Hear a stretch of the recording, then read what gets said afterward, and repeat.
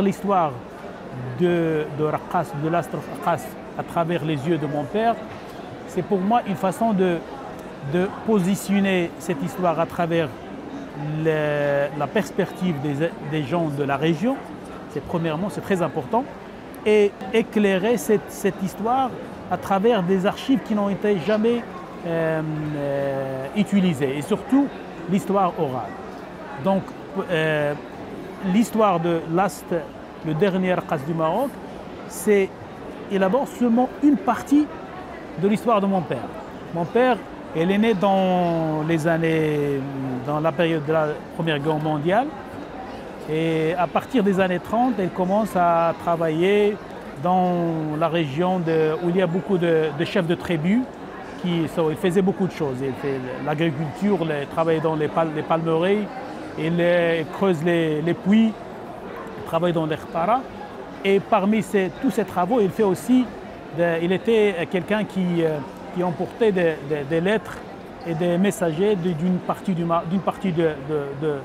village de Mhamid Fomzbid à Taznart ou Ouarzazate ou à Lougoum ou Telouet. C'est ça son. Et j'ai toujours cru que écrire cette histoire il va nous donner une perspective ou beaucoup d'informations sur beaucoup de sujets, sur l'agriculture, sur la relation entre sur le rituel religieux, sur l'arrivée des Français, l'arrivée du colonialisme, sur l'arrivée des routes, tout ça. Tout ça, c'est à partir de sa vision, j'essaie, à travers des histoires orales, j'essaie d'écrire cette histoire de la région du Sud.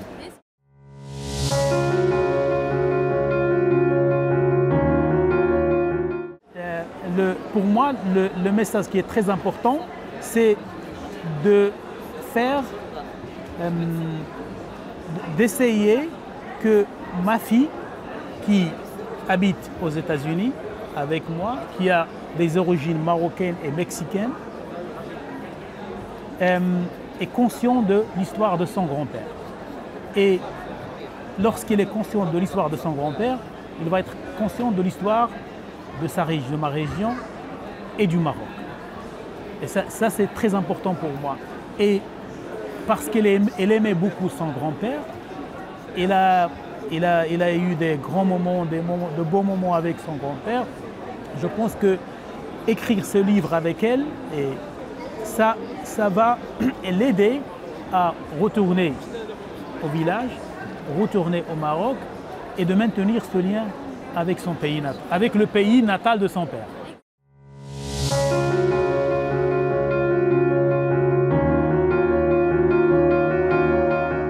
L'idée du livre venait un petit peu de ma petite fille qui s'appelle Majdeline Boum Mendoza. Et lorsqu'on a parlé on a décidé de travailler sur ce livre, elle a essayé d'écrire le texte à partir d'une perspective d'une fille qui a 14 ans et de dessiner, de faire l'illustration du texte. Mais parce qu'il est toujours en école maintenant, il a beaucoup de travail entre l'école et le gymnase et toutes ces choses qu'il fait. Il m'a demandé d'écrire le texte et il a illustré le texte. Donc toutes les illustrations dans le texte, elles sont inspirées de l'histoire orale que j'ai écrite, de l'histoire du texte que j'ai écrit à partir des interviews que j'ai fait avec mon père. C'est pourquoi, pour répondre à votre question, c'est très important parce que l'idée d'un livre illustré ou l'idée de graphic novel ou comics, maintenant, parce qu'on a le téléphone et tout ce qui est visuel, les gens ne lisent pas beaucoup maintenant. Mais aussi, pour véhiculer cette histoire du Maroc et l'histoire en général, l'histoire du monde en général, comme chercheur, comme anthropologue, historien dans une université comme UCLA ou à l'université ici au Maroc, on doit être conscient de ce handicap maintenant. l'handicap de la lecture. Et pour être conscient de cet handicap de lecture, on doit trouver d'autres choses ou d'autres façons d'établir cet amour de la lecture. Et je pense maintenant les enfants, les jeunes, aiment beaucoup les comics, les livres illustrés. C'est pour cela que j'ai essayé de trouver cette façon. Maintenant, je suis en train de travailler sur beaucoup de thématiques, mais que j'ai déjà écrit d'une façon sur des papiers qui ont été publiés dans des journaux ou dans des livres. Mais pour moi, je pense qu'il est très important maintenant de trouver une façon d'impliquer, ou d'utiliser, pas impliquer, mais d'utiliser les comics et les livres illustrés.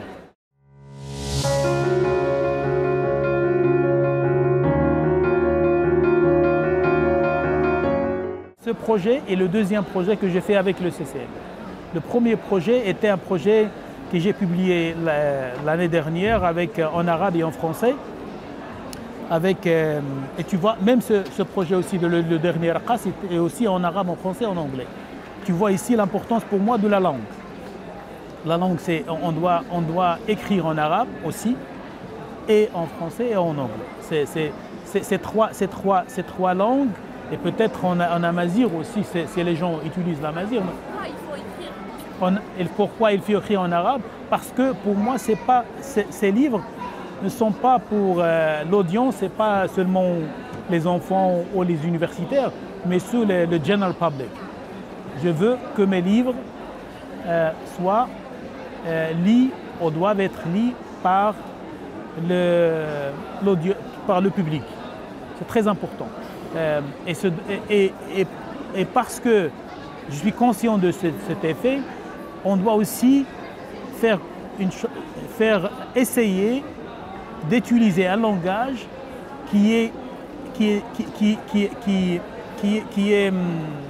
c'est pas un langage vraiment technique, mais il faut utiliser un langage pour le public aussi, et pour les enfants, et pour les publics.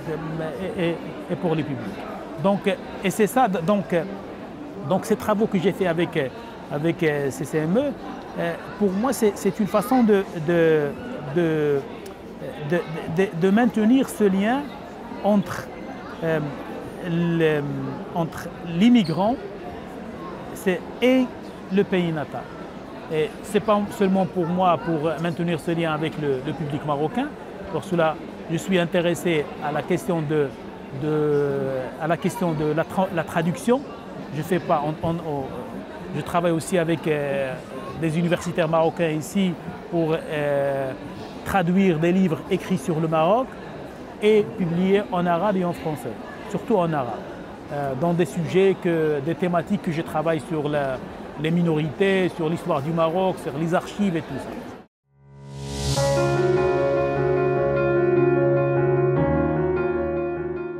Ce qui est très important, le Maroc a une histoire vraiment très riche.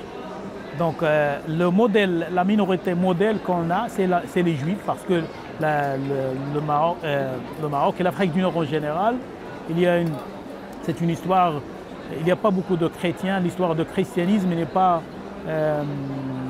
assez important comme l'histoire du judaïsme. Donc dans ma carrière, j'ai travaillé beaucoup sur le judaïsme marocain. Mais dans le livre, le dernier Qas, j'ai deux sections, j'ai deux chapitres sur les Juifs de la région où mon père habitait, et aussi sur l'arrivée du christianisme par l'arrivée de l'armée française à Ouarzazate. Parce que, comme vous connaissez, il y avait l'arrivée de l'armée française et aussi l'arrivée de l'Église aussi, l'Église française, ou de différentes factions de l'Église. Donc je parle aussi de cette histoire à travers les yeux et la perspective de mon père.